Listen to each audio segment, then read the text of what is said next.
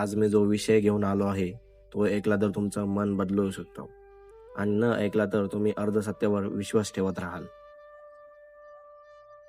मित्रांनो, कधीतरी तुमच्याही मनात हा प्रश्न आला असेल की दावल मालिक बाबा हे नेमके कोण आहेत? हे हिंदूचे देव आहेत की मुसलमानांचे पीर? तर हिंदू लोक त्यांच्याकडे इतके का जातात?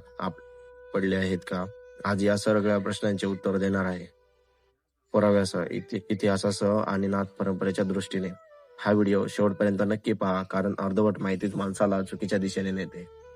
नमस्कार, मच्छिंद्रनाथ प्रसन्न चॅनलवरती तुमचं मनापासून स्वागत आहे. मित्रांनो, काही लोकांनी मला मेसेज केले, काहींनी कमेंटमध्ये विचारलं, दादा दावल मालिक बाबा कोण आहेत? हे हिंदुत्वाचे आहेत का? लोक आपले कुलदैवत विसरून तिकडे का जात आहेत? म्हणून आज स्पष्ट आणि सरळ सत्य इतिहास तुमच्या समोर मांडतोय. मित्रांनो, एक गोष्ट कायम लक्षात ठेवा, देव कधीच जात पाहत नाही, संत कधीच धर्म पाहत नाही. जातपात माणसांनी बनवलेले आहे. तर देव धर्मावर भांडण करणारे माणसं वाईट असतात, देव आणि संत कधीच नाही. तर मित्रांनो, आता येतो दावल मालिक बाबांचा खरा इतिहास. ज्या काळात गुरु मच्छिंद्रनाथ आपल्या शिष्यासोबत गोरक्षनाथ गुलेशंकर बाबा आत्मापूर गावी आले, तो काळ मुघल राज्याचा होता. त्यावेळी हिंदू साधूंना त्या भागात जाण्यास बंदी होती. तर मच्छिंद्रनाथांनी गोरक्षनाथांना सांगितलं, जा भिक्षा मागून आण.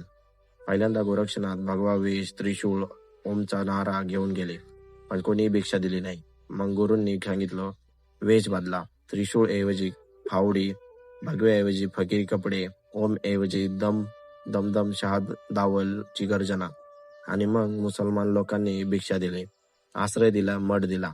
तर मित्रांनो, ही धर्मांतराची गोष्ट नाही, ही आहे एकतेची लीला. तर गोरक्षनाथांना शक्ती नव्हती असं नाही, पण त्यांनी शक्तीपेक्षा समज, संयम आणि एकता निवडली. तर दावल मालिक बाबा कोण? वेगवेगळ्या आख्यायिका आहेत. काही लोक म्हणतात दावल मालिक बाबा म्हणजे मच्छिंद्रनाथाचेच रूप. काही म्हणतात त्यांचं नाव हजरत अब्दुल लतिहा शाह होतं. काही आख्यायिकांमध्ये पीर दमदेश म्हणून उल्लेख येतो. पण एक गोष्ट कॉमन आहे, त्यांनी कधीही जातपात पाहून भक्ती दिली नाही. तर अलख निरंजन का नाही बोलले? तर हा प्रश्न अनेकांना पडतो. तर कारण त्या काळात भिक्षा दे माई हा नाथ परंपरेतील जुना शब्द होता.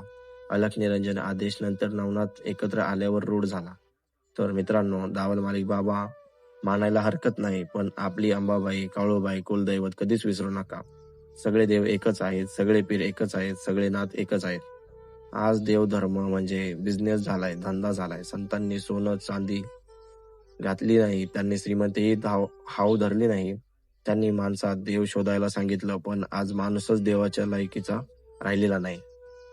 मित्रांनो, मनी नाही भाव, देव मला पाव असं करून देव मिळत नाही. भक्तीला कधीही भाव नसतो. देव हा सगळ्यांचा आहे, आस्तिकांचाही आणि नास्तिकांचाही. तर मित्रांनो, आजचा व्हिडिओ तुम्हाला उपयोगाचा वाटला असेल तर लाईक करा, जास्तीत जास्त शेअर करा आणि मच्छिंद्रनाथ प्रसन्न चॅनलला सबस्क्राईब करा. काही शंका व प्रश्न असतील तर कमेंटमध्ये नक्की विचारा, त्यावर वेगळा व्हिडिओ बनवू. नमो आदेश.